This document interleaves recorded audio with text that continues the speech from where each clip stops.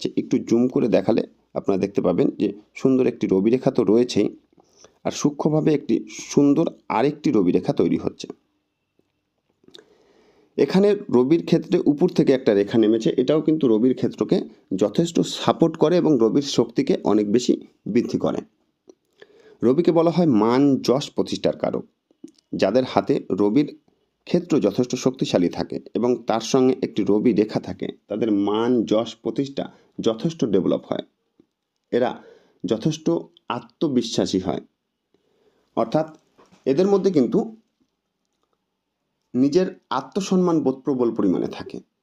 অর্থ সম্পদের চাইতে নিজের আত্মসম্মানের দাম এরা অনেক বেশি মূল্য দেয়, অর্থাৎ যান যায় যাক কিন্তু মান না যায়, এই ধরনের একটা মানসিকতা কিন্তু এদের মধ্যে থাকে।